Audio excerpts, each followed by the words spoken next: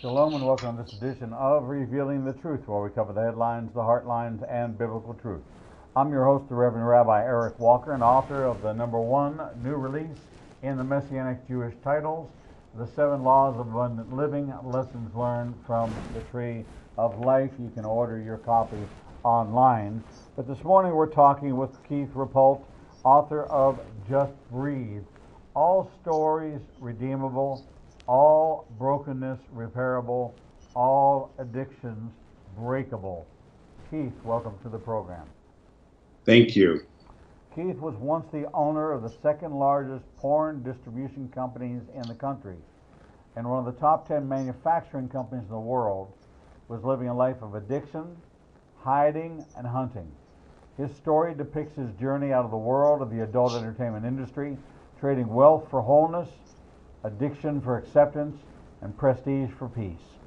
Keith and his wife Samantha are now the owners of Surf and Yogurt in Ventura, California.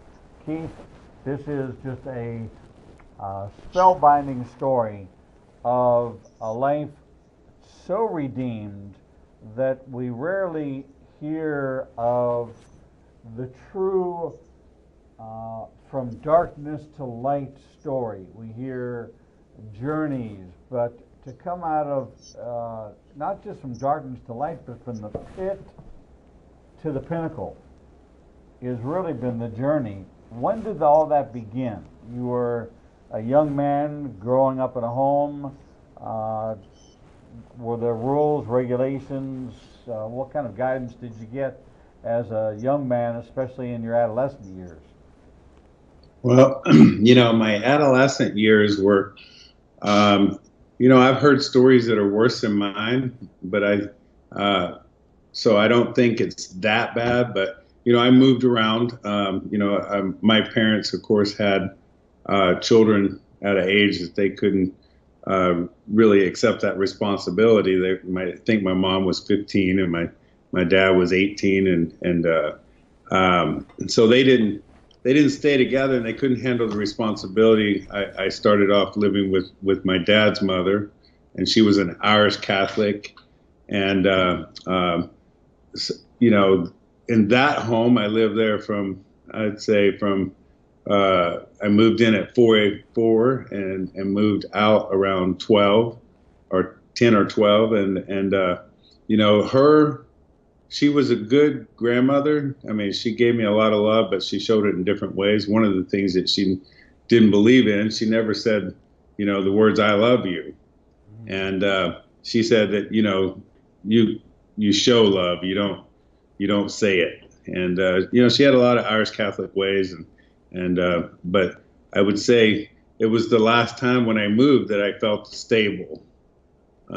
When I moved, my mother got married to her fifth husband, and he was a devout Pentecostal, and I moved in with them, and suddenly she reclaimed all her children, and it was an experience that I hadn't had, with God or with religion, and it was a lot to take in. Now, you went from a home that Irish Catholic took you to church, took you to Mass. You heard the stories, you went through the steps, but did any of them take hold? No, I mean, I wouldn't say with my first grandmother that we attended church regularly. She had, just the rules like, just obey the 10 Commandments, and that was it. And every night we would say a simple prayer before bed, and and that was about it. That was about my relationship with God at those formative years. So now you're into a Pentecostal environment where the stepdad steps in. He's going to put the family together, and he's going to set up the boundaries, the rules, the regulations, and everybody's going to line up right behind Dad. What was that like for you, going from kind of an unstructured to now a very disciplined environment?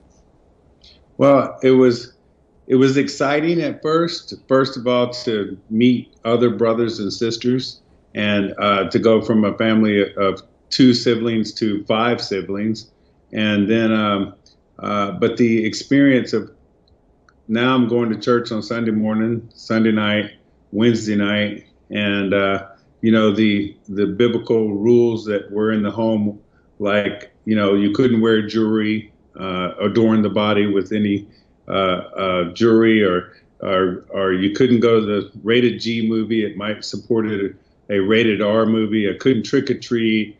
You know, I felt socially awkward. I didn't mix in with school when I would go to school, and there was just I felt like that God had become a judging God, and that I could not. There was a checklist, and I couldn't fulfill all the checks. I couldn't keep up with the rules, and that I failed trying to live that way. So here you are in Southern California. You're surrounded socially with a great deal of liberalism, in the home a great deal of legalism, and you're making your way as a young teen, new, fresh, 12, 13, 14, about to enter the California high school system, where identity is being shaped and crafted, morals are being shaped and crafted, and oh, by the way, you can get anything you want, everything you want, everything's available, and it all depends on what crowd you go with. Do you go to one leaning or another? What were you drawn to, and how did that play out for you over your high school years? Well, first of all, let me say, the way I got to California was I was 18 years old. And I had already moved around to 5 families in my formative years, and living with a foster family with 2 sets of grandparents, my stepfather, so moving around, doing drugs, drinking, wanted for breaking and entry in a home. I felt like it was time to leave Memphis, Tennessee.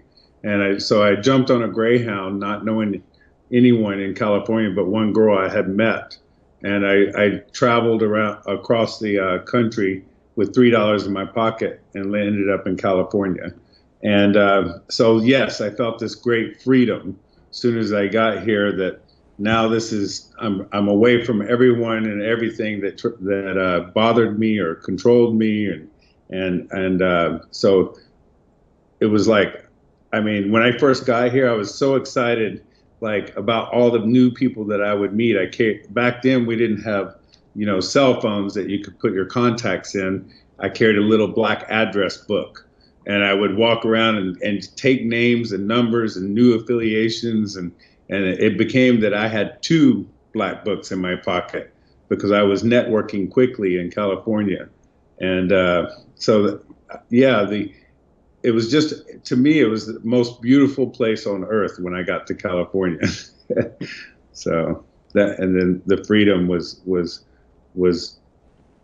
endless, and the boundaries were endless. And so what were you drawn to? Certainly, we run from or we run towards are really the 2 choices we have, unless we're just standing still. So what were you running towards or running from, and what did you find when you found it? Well, from now looking backwards, I think I was running from God, and I certainly wasn't running to him.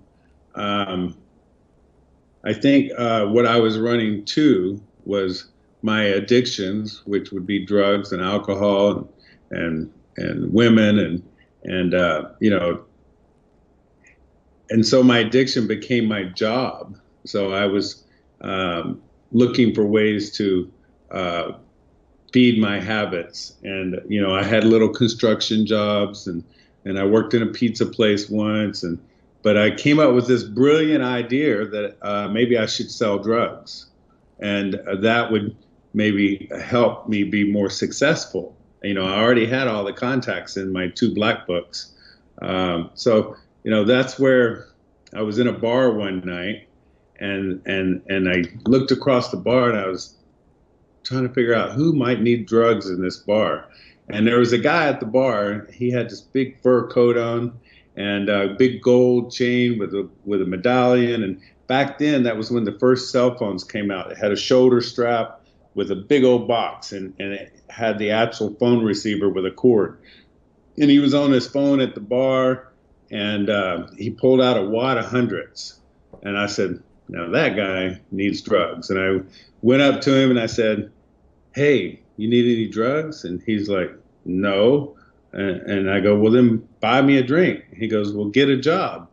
And I said, well, I'm looking for a job. And that would be the beginning of my introduction to the adult industry, because he said, well, I've got this little store. You can be there in the morning and you can build some shelves for me. He bought me a drink and he thought he'd never see me again. The next morning he pulled up. I'm sitting on the curb with my tool belt, and it turned out to be an adult bookstore that I was building shelves in. And I won't deny that I was kind of intrigued with the allure of what was inside. And so that was the beginning of my introduction into the adult business. So at this point, you've divorced yourself from any of the checklist Christianity that the Pentecostal stepdad introduced you to. You were on this fast-paced run from not knowing what you're running to, but anywhere you got to was better than where you were coming from, because you were isolated, alone, rejected, didn't fit in, and now you were going to make a way where you recreated yourself so you could fit into the hole that was made for you. Right. Yeah, I mean, I would say he was the one person who extended a hand out to me that that helped me out of the situation I was in. So it was the only choice I had at that moment. It felt like was to go that direction. Yes. Okay, so you start building the bookshelves for him. You obviously are starting to build a relationship. What happens next, and how do things progress from hammers and nails to actually becoming an integral part of the industry? Well, after building those bookshelves, he said, hey, I got another little building out in Lancaster that we need to build shelves in. So we went there, and it was a little shotgun building, 1,000 square foot. I built some shelves in there for him, and when we were done with that, he said, I got no more shelves to build, but I need to go to LA. You can ride along with me. I'll supply weed. We'll go to a strip club. We can just hang out. We can be friends, and we can eat. And I thought, well, I got nothing else to do. And we rode to LA, and we went to this big warehouse, and inside the warehouse, it was filled with adult movies. And, the first time I walked in there, I could only stare at the floor. I couldn't look to the left or the right of the aisles. I couldn't be seen looking at the shelves. It was quite an experience and a bit of a shock. We would fill up his truck with product. We'd come back and we would load the shelves that I built. And we would, at 5 o'clock, we would clock off, and he would supply alcohol, and we'd work till 10. And then he said, hey, I don't have any shelves to stock. I need a shipper. Do you want to be a shipper? And I was like, I don't know. What's that pay? And at that time, minimum wage was $3.35 an hour. He says it pays minimum wage. And I said, all right, I got nothing else to do. And so I would ship and he would sell. And I would listen to him on the phone. And then, of course, every day at 5 o'clock, punch out and start to party, pack orders. And so the next morning, he didn't come in. We partied too hard the night before. So I'm sitting there in the building by myself, and I was like, well, what am I going to do next? And the idea came, go to the liquor store, get a 6-pack. It's 8 in the morning, by the way, and get on the phone. So I went to the liquor store, got a 6-pack, and picked up the phone. He came in that afternoon, and I had a stack of orders like this. And he's like, well, you're a salesman. We're going to have to hire you a shipper. And it went on from there to where we moved a couple times, and now we were in a 20,000 square foot building, and we had become one of the largest distributors. And he wasn't coming to work, and I was running the business. And so then I would go to his house and say, I think I need to make more. And he said, I can't pay you more. And I said, well, I'm going to have to go into business for myself. And he said, go right ahead. You won't make it. So I would go into business for myself. And then I became the second largest distributor in the U.S. And then I bought a manufacturing company and became in the top 10 manufacturing of adult video. And my ex-boss would come to work for me. So that's quickly, in a nutshell, how I got to where I was at. So you were steeped in the selling and transporting of everything that fed the carnal flesh, everything that fed the imagination, everything that we're dealing with today with pornography, with adult sexual addictions, with marital issues, looking at the very heart of the fact that here is the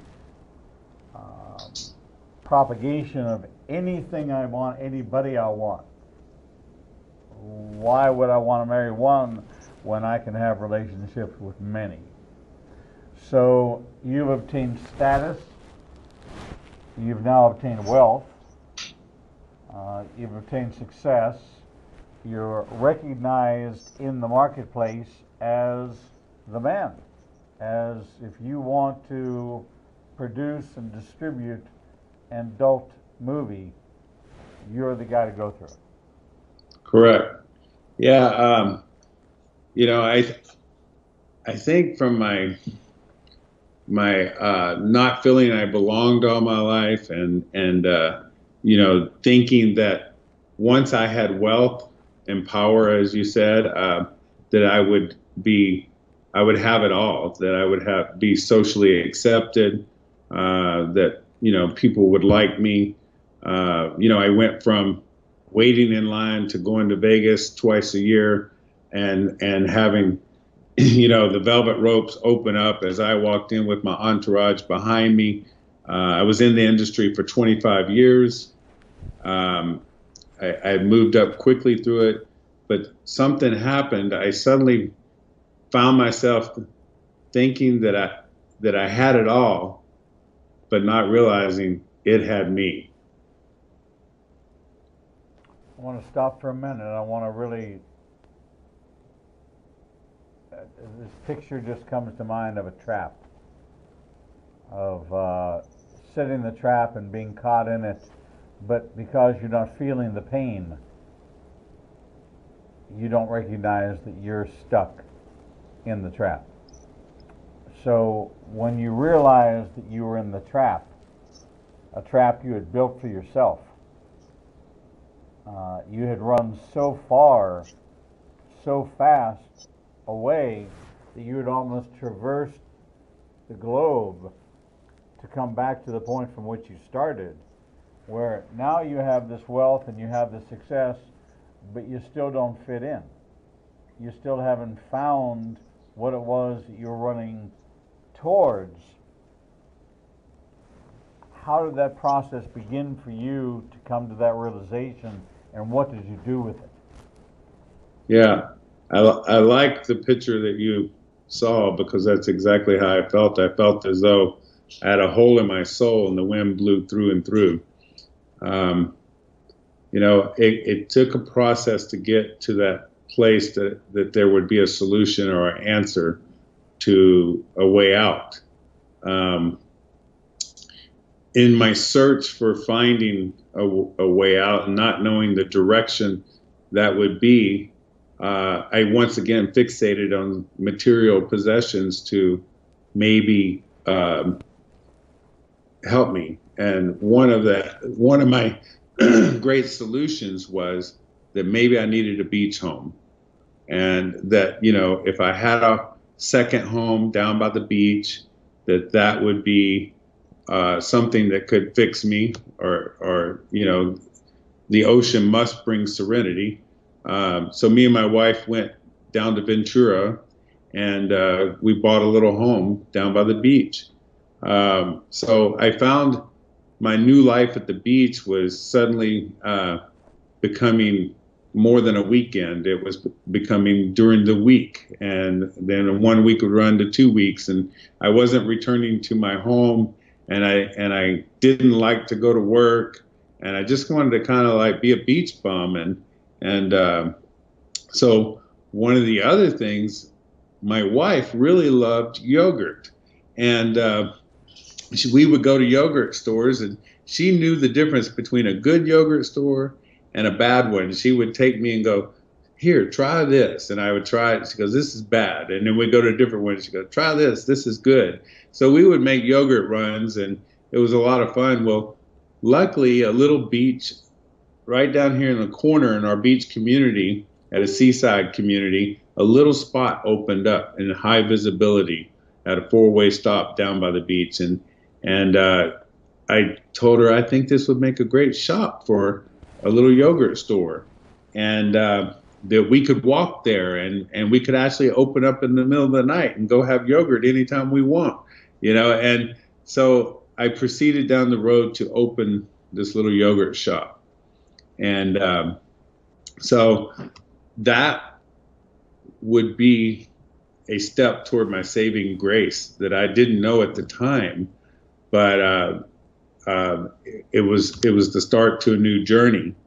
And right before I opened up, I got a phone call. I had displayed some banners on the building, coming soon, and at that time it was called Yogurt Hut, but coming home soon, Yogurt Hut, and letting the community know that this was going to happen. And I got a phone call on a Saturday morning at 10 o'clock, and from a guy here at the beach, and he says, Keith, you might want to get down to the building.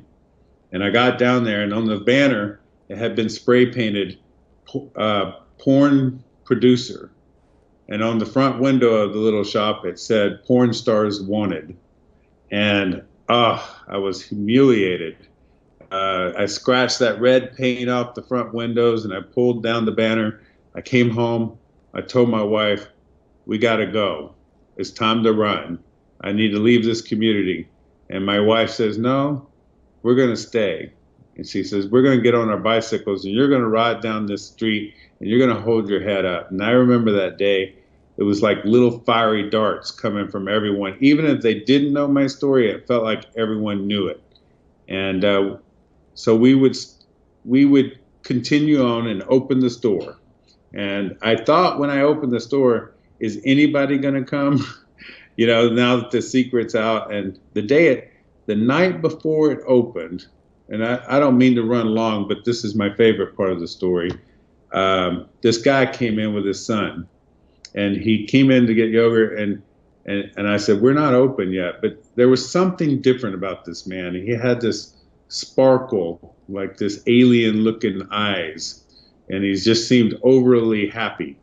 And I said, you can get a free cup of yogurt, but we don't open till tomorrow. And I would find out later that man had moved here to start a church in Ventura. And the store opened. It was highly accepted in the community. I would, for the first time, start meeting community people like school teachers, policemen, principals. I mean, it was just crazy. I was meeting so many people, and it was like I had this little secret, but nothing was working. And that guy came back in the store one day, the happy guy, and that would be the start of my redemption. Good, because that's where we're going to take a break.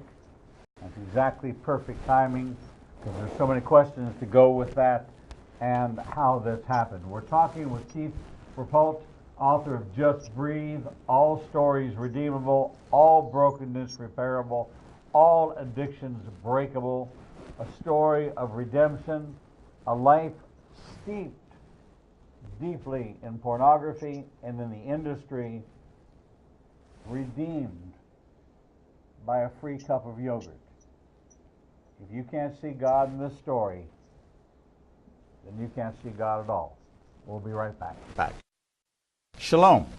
I'm the Reverend Rabbi Eric Walker, Executive Director of Igniting a Nation and host of the daily TV program Revealing the Truth, seen live every Monday through Friday from 9 a.m. to 1 p.m. Central Standard Time at www.ianbn.com, and then replayed throughout the day and night via our website. All of our segments can be seen on the Igniting a Nation YouTube channel. Since our launch in January of this year, we've expanded our global reach to over 54 countries with a social media following of over 125,000. Our commitment is to bring you the most in-depth interviews with authors, subject matter experts, and thought leaders from around the world. We have interviewed guests from Israel, Brazil, England, India, and all across North America. All of our authors are featured on the Books and Media page on our website, www.ianbn.com. There you can find a direct link to the book you want to order, and we receive a small commission directly from Amazon. There is no cost to you for this service. In addition to our daily teachings and interviews, we make available to you the archive of all of the interviews on our YouTube, Facebook, Twitter, and Instagram channels.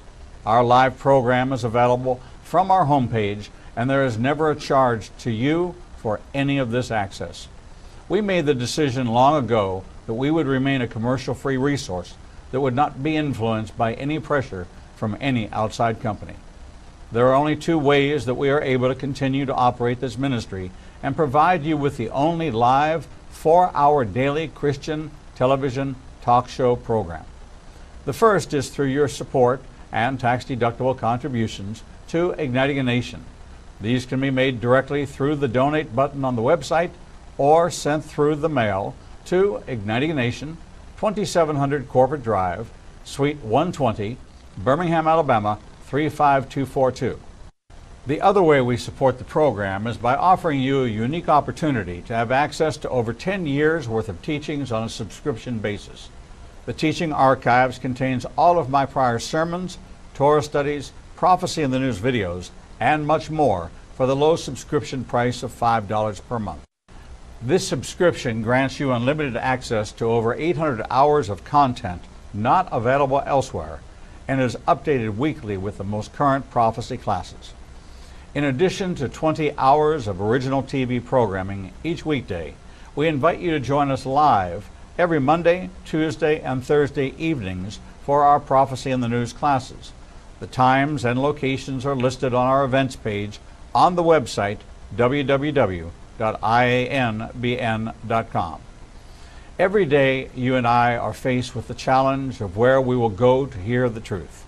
We are committed to bring you the only program of its kind that covers the headlines, the heartlines, and biblical truth. We cannot do this without your support. Since we launched on January 5th, 2017, we have aired over 300 individual teachings, interviews, and commentaries not available anywhere else. We are now working side by side with almost every major Christian publishing house to bring you the most in-depth feature interviews possible. Our 1-hour features address every subject that affects the believer's life. We are hearing of salvations from the Middle East, Africa, and all across the United States. Lives are being changed every day, and we have only just begun. Our mission is to become your trusted resource and grant you access to the people, tools, and information you need to grow in your relationship with the Lord. You can help us by liking us on social media and through your financial support. We know you have many choices in who you support, but we are prayerfully asking you to consider helping us keep revealing the truth, true to our calling, to cover the headlines, the heartlines, and biblical truth like no other program available. Donate today and help us bring the message to the four corners of the earth. Visit www.ianbn.com and donate, buy a book, or subscribe to our teaching archives. Without you, we do not exist. Shalom and welcome back to this edition of Revealing the Truth, where we cover the headlines, the heartlines, and biblical truth. I'm your host, the Reverend Rabbi Eric Walker, and we're visiting with Keith Repult, author of Just Breathe, All Stories Redeemable, All Brokenness Repairable, All Addictions Breakable. Keith, you are in the pornography business. You were a provocateur, a distributor, a supplier, a warehouse, one of the largest in the world, bringing X-rated, triple X-rated movies and paraphernalia to the world that was willing to consume it. And you described that you didn't feel a lot of guilt about all this because you weren't the one making the purchase. You were just making it available. It was the responsibility of the other person to adjudicate their righteousness, because if they were not so inclined to buy it, then you weren't holding a gun to their head making them buy it. You were just providing a product and a service. Yeah. Well, and I think later I will talk a little more about that. I'm going to make a little note about that, not hurting anyone. I'd like to kind of, if it's okay with you, continue about that guy I met. Well, yeah, that's where I want to go to. So you open up a yogurt shop and you have a visitation. A visitation of a man and his son, and you say, we're closed, but here's a free cup of yogurt. And that was the beginning, because that stranger returned, and the story continues there. Yeah, so the little store, which was 390 square feet, by the way, was very successful. And so I'm running the cash register, and you know, my life is still feeling empty. I've got it all. I've got the cars, the watches, the houses, the money, but there's this little pull toward this little building and this little yogurt shop that felt really clean, I guess. And he walked in one day, and I remembered he had moved here to start a church, and I just said, hey, you think we could grab a cup of coffee sometime? I don't know what in me said to say that, but I did. And he said, sure. So we would meet down in Starbucks here in this community, and I would tell him my story. And at the end of the story, I told him, so what do you think? You still like me? And he says, yeah. And he goes, can I pray for you? And I was like, here in Starbucks, I can't be seen praying, which is ironic today when I look back on it, because, you know, I could be seen distributing smut, or I could be seen, you know, in all these other areas of my life, but to the idea of giving myself up to God in public, you know, I couldn't do. But I said, we can go sit in my car. And he called that car the Almighty God, because it was a Mercedes AMG 12-cylinder, all murdered. And we went and sat in the car, and he said, Keith, can you repeat after me? I was like, oh, okay. And we would say the prayer. And at the time, I didn't know it was the prayer. And right afterwards, he said, do you know you just gave your life to Christ? And I said, I did. And he said, can you come to church on Sunday morning? I said, well, I don't know. I'll try. And I know I went home that day, and I told my wife what had happened, that I prayed with this man and he invited me to church, and that I was thinking about going to church. And she looked at me like I was crazy, like it was just another phase, like I had so many phases in the past that this must be another one.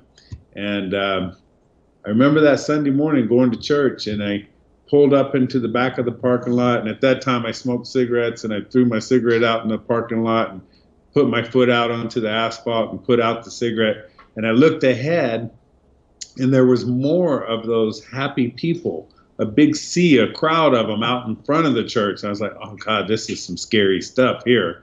And I went up to the crowd, and there was Pastor Jude. He came out of the crowd, and he says, Keith, you made it. He goes, let me introduce you to Mike. He used to sell marijuana. We call him Marijuana Mike. And I thought, oh my gosh, what are they going to call me? Porno Keith? And but I would attend a church, and I would sit on the front row for 6 months, and that was my introduction to a life-changing moment. Inside of you, you had all this wealth. Did you sell off the porn business to fund the yogurt shop, or did you continue with both operations for a while? Yes, I continued. You know, just because I had arrived didn't mean my better half had arrived yet.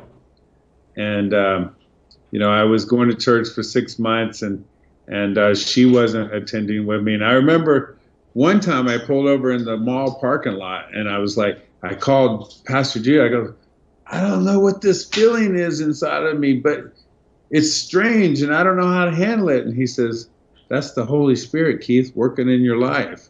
And I would go to work, and I would sit in my office, and I would, for the first time in my life, I would hear the language of my business and what people were saying, and it sounded different. And so I would turn around and come back home. I didn't want to sit there any longer. And, you know, I remember I got back once, and I called my pastor friend, Jude, and I says, hey, can you meet me at that Starbucks? And we showed up, and I says, I think I need to get out of the business. And he said everything in him, like, wanted to scream, yes! But he said, I don't think you should yet. I think you need to wait until your wife is ready. And, you know, looking back on that, I think that was the best advice he ever gave me, because one part of me expected him to say that. Wow. Yes, let's go and burn it to the ground. And that might have been one thing that drove me the other way. You know, he had patience with my family, and he listened to what God was telling him, and God was telling him that my wife needed to come to Jesus. So how did that come about? She's watching a kind of change Keith. Keith isn't this hard and fast porno king. Keith is kind of more drawn toward the more sedate yogurt business. And although it's still an enterprise, I guess your wife is the kingpin now. She's running things while you're taking care of yogurt, which was her interest, not yours. But now you're running the yogurt business, and she's continuing the enterprise. Where did everything come together? Well, the funny thing is, the two businesses kind of ran themselves. We had them set up like that. So we were both into the yogurt thing going at that time. I remember I would say to her in passing, I think we need to get out of the business. Well, let me just back up 1 second. God didn't just send one church plant to Ventura. There were 2 church plants that came to Ventura. And so the second church plant that moved to Ventura is how my wife started going to church. She would meet one of the ladies that were starting up in the back of a movie theater. And she would meet one of the ladies, and that lady would go for walks with her. And when it came time to open the church, she invited my wife. So at this time, on Sunday morning, I was at one church, and my wife went and visited another church for the first time. And this is 6 months later. And she said, I'm going to go one time just because I kind of like this lady, but I'm never going again. And I know that that day there were two churches praying for my family, that God would step in. She came home that Sunday and I asked her, so what did you think? And she said, I loved it. There's this story, and the next part is next week. I've got to go back and hear the second part of the story. It was the prodigal son story. And so she would start attending that church. And the next thing we found ourselves attending two churches. We would go to one service at one church and one service at the other church. And God led us at that moment. My wife really liked the church that she had attended, and I went to my friend, Pastor Jude, and I said, Jude, what do you think? He says, I think you need to go where your wife goes. And once again, his discernment, like he didn't want to lose me as one of his congregation members, but he would listen to God and said, go to your wife, go with your wife. And our life would start changing. So then I said to my wife in passing, I think we need to sell the business. And she was like, are you crazy? That's a lot of money, And one day I mentioned to her, I think we need to sell the business. And she didn't say anything. So I took that as a green light, and that would be my exit. So I love the part where the pastor said to you, I don't think it's the time yet, which goes against every pastoral. It's like you're telling me you want to remove yourself from, disconnect yourself, unplug yourself from evil. But the problem that he saw was, in order for you to be equally yoked, and the scripture says, can two walk together lest they be in agreement, that certainly you could pull the plug, but you could also be destroying your marriage. You could also bring in a great deal of division, and it could very well be the thing that breaks you as opposed to the thing that unites you. And that was great wisdom on his part. So you've now divorced yourself from the pornography entertainment business, and did you keep your home in the big home, or did you move down to the beach home? We moved here, planted our feet in Ventura. Yes, we're full-time in Ventura now, and I'm today, ironically, I'm the recovery pastor at my church. So just because I gave my life to Christ, he started to work in me, but it was a process. There was a couple-year process after giving my life to Christ, which was 6.5 years ago. I still I thought I wanted to get baptized. Right. And, you've heard so many times that, oh, I need to be perfect when I come out of the water, and I knew that I couldn't be perfect when I came out of the water, but at least I could be out of the adult industry. Right. So I was out of the adult industry. I got baptized, but I still had issues to deal with. And one of the issues was drugs, was alcohol, and I would soon find out later with sexual addiction. So my last debacle, I went to Vegas on a 3-day trip and took my daughter for her 21st birthday. And I would party all through that weekend and show her Vegas like she had never seen Vegas before. And at the end of the trip, I remember my wife looking at me and said, you need to be a man, you need to be a husband, you need to lead this family in a direction. And I'd never seen her look at me like that before. And I knew she meant business this time. So I was in the middle of writing this book, Just Breathe.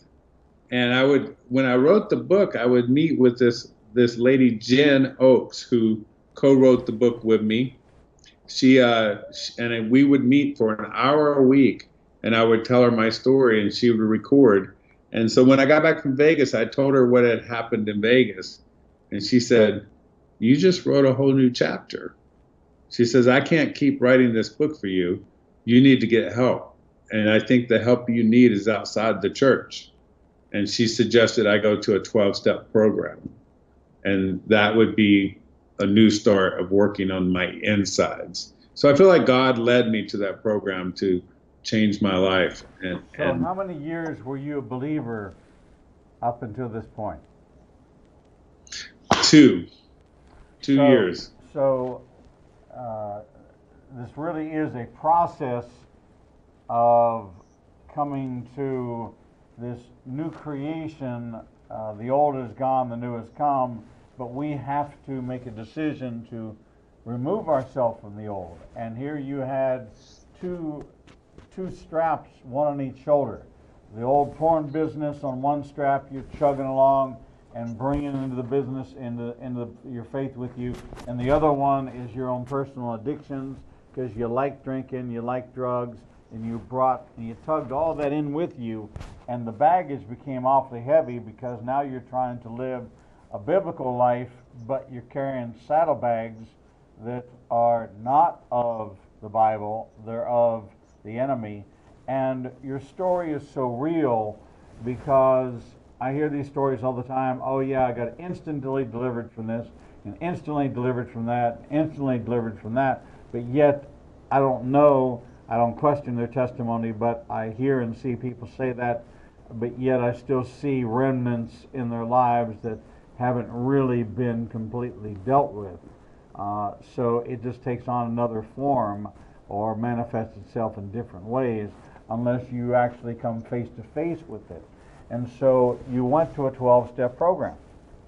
Right. And you know, I like what you said about having the alcohol and the drugs on this shoulder. I believe alcohol and drugs and even porn addiction are all just symptoms of other problems. And I used those to mask the real problems. And I didn't know this, and I knew nothing about my problems until I surrendered to a program that would help me identify. And, you know, so I think that's kind of like where we got into the back end of the book here, Just Breathe. And the story, Breathe is an acronym, which is B is for admitting my brokenness, R is for relinquishing control, E is for evaluating my life with fearless honesty, A is making amends, TH thinking a whole new way, E encouraging others with my life and my story. So that's kind of where the story. I feel this book is very helpful because it kind of marries biblical principles with 12-step principles. And, you know, this wasn't done by me. You know, the back end of the book, Mike Bro, who is a nationally well-known pastor of 4 churches here in California of 10,000 people, helped with the back end. There were so many people who came in on this project that it was an outer body experience for me because I had nothing to do with this. This is a total God thing. And so the book really brings in some practical help on so many levels, not just with drugs or alcohol or porn addiction, but with many character defects. And these simple steps in the back have changed my life. And so that was the whole idea of the book, that I could tell my story, that you would read this story and think, oh my gosh, God could change a guy like this, then he could change me. And how do we do that? That's what I wanted to show in the back, that, you know, here's the tools that worked for me, and hopefully they would work for others as well. Now, as you were writing the book, your wife is right beside you, championing, encouraging. If I were to say to her, who is the Keith that she married and who is the Keith who's her husband today, what do you think her answer would be? I would say she got a whole new person. Uh, um, yeah, I mean, there was so many. Let's just put it like this: my whole life, I never had anyone who really wanted anything that I had, morally or character-wise. They might have wanted some of my material possessions or some of my status, but I didn't have anything to give. There was nothing that I could transmit, because you can't transmit what you don't have. Right. Today, what I've seen in my life in the last 4 years is I've had a lot of coffees with a lot of men who want to hear what I have to say, and really that involves with me just listening to what they have to say. The coffees are me just being a listener, like so many people did for me. Um, my children have seen a new father. My community has accepted me, whereas I used to be shunned in communities. Now I am accepted in my community, and my story is widely known in Ventura, and people aren't looking down on me at my story. They're accepting my life change. So I would say that my life is just unbelievably good today, and it's all because I did the work, and God gave me the tools to do the work. Like one of my favorite stories is like John 5:5 about the man that was laying next to the pool, lame for many, many years. And, God didn't just say, get up and walk. He said, do you want to get well? And that you think that's a question like, what do you mean, do I want to get well? Why would you even ask me that? That's kind of a stupid question, but it's not, because you can't help anybody who don't want to get well. So it was a great question that he asked him, do you want to get well?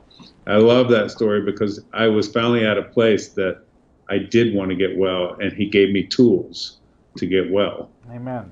Great ending point to a terrific story with Keith Repult, author of Just Breathe. All stories redeemable, all brokenness repairable, all addictions breakable. If you think you are as far away from the Lord as you can be, try being the second largest pornography distributor in the world. That would probably put you on a list of the top 10 people who thought they were as far away from God as they could possibly be. But because of the God we serve, the one who orchestrates our lives, who sets the stars and the heavens in their courses by his command, cared so much about Keith Repult and his wife that I'm reminded of 2 Samuel 14:14. It says, like water falls to the ground and does not return, we all must die, but God does not desire that. He devises ways for those who are estranged from him to return. The way he did it for Keith was to send a little boy into a yogurt shop that was closed.